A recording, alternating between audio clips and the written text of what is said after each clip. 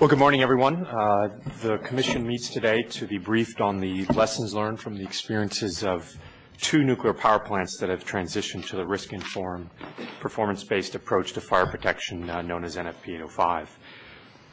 In 2004, the NRC took a very significant step forward towards resolving the important issue of fire protection with the development of a risk-informed, performance-based approach.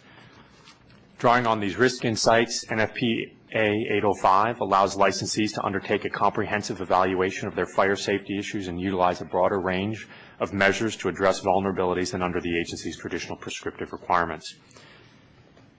In my view, the NFP 805 approach not only improves fire protection, but the modifications can also improve overall reactor safety. And I think that's some of hopefully what we'll hear today as we hear from some of the plants that have transitioned to the program. And additionally, the integrated perspective that the licensees obtain of their plants can help them to better address safety issues in the future. Licensees for 48 reactors, or approximately half of the nation's 104 operating reactors, have indicated they will adopt this voluntary approach. Progress on the transitions has probably been slower than I would like to see. And at this point, after 7 years of extended enforcement discretion, only 2 licensees, or a total of 4 reactors, have completed the transition. So one of the things that hopefully we'll have an opportunity to discuss today is how we can continue to make progress and move forward in that area. And the experiences of these 2 licensees is really going to be the focus of the meeting today. In April of this year, the Commission approved a staggered approach for NFP 805 license amendment request reviews, and 7 licensees committed to providing their amendment requests to transition to 805 by the end of the fiscal year, which ended on September 30th. Of those 7, 5 licensees have currently submitted their requests. So I think today will be a good opportunity for us to hear from a panel of experts from the industry and advocacy groups, and then we'll hear from a second staff panel. Well, good morning, Chairman, Commissioners. We're here today to report on the progress that we've made in stabilizing the fire protection regulatory framework, and also the progress we've made in enhancing safety through risk-informed, performance-based regulation. The last time we met with the Commission was 2009, and since that time we've made a considerable amount of progress. We've completed the action plan we had for stabilizing the fire protection infrastructure. We've sunset the steering committee that we had established to guide that work.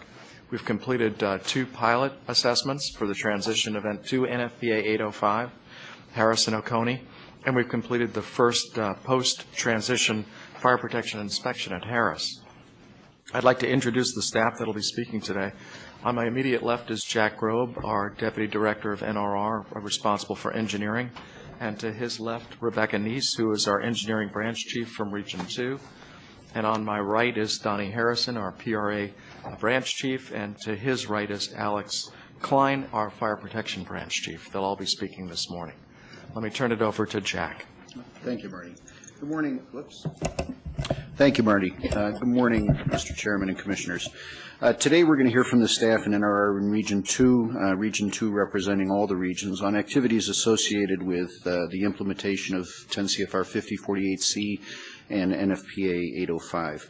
The staff will discuss with you actions to incorporate the lessons learned from completing the NFPA 805 licensing actions at the 2 pilot sites, the safety enhancements that were made at the 2 pilot plants as a result of the risk-informed fire protection focus, the staff efforts to ensure a lasting, predictable, and coherent fire protection regulatory infrastructure, the efforts to enhance licensing and inspection efficiency and effectiveness, and the lessons learned from the most recent inspection at the Harris plant.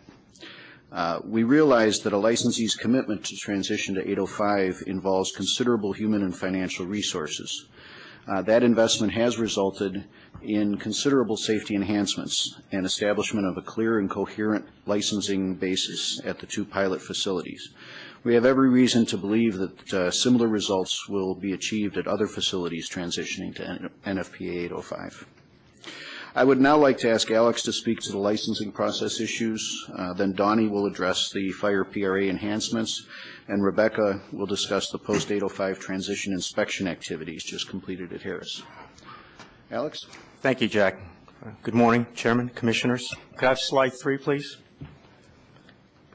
What I'd like to do on this slide here is just to go over at a very high level some of the lessons learned from the staff with respect to the transition of the NFPA 805 pilot plants.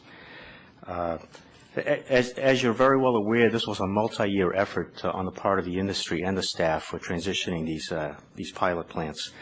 It started in 2004 with the issue of the rule, extended into 2005 when the 2 pilot plants came forth with a letter of intent to transition to NFPA 805. And that eventually culminated in the 2 license amendments being issued in 2010. During that multi-year effort, we shared information with the industry. We gained insights, as you'll hear a little bit more of by other presenters here, and we're able to step through that process, I think, in a very effective manner. Part of that communications, that frequent communications that we had with the industry resulted in the templates you heard from the industry with respect to the license amendment request template. The staff also developed their safety evaluation template. We had clarifications with respect to guidance. You heard about NUREC 6850 and so forth. And all of that ultimately, I think, resulted in tools that would provide a consistent and predictable regulatory framework for the staff in the industry to move forward. The other observation that the staff had is that the licensees in their transition to NFPA 805 from the 2 pilot plants put in place plant modifications, as you heard today, and Donnie will go into that a little bit more with some details. But we believe that that process and those implementation of those modifications and enhancements had a positive impact on nuclear safety. One process that we put in place about a year or so into the transition for the pilot plants was a frequently asked question process, and I think you heard about that from some of the industry members here today. I think that's been a very, very successful program, both for the staff and for the industry, and it continues today. It's a very transparent tool. We were able to identify and resolve many technical issues with the industry on this. It provided, ultimately, we believe, clarity and consistency in the entire regulatory process. As a matter of fact, we were able to resolve 40 technical issues with the industry over the time span. And as I indicated, these monthly public meetings with the industry continue today.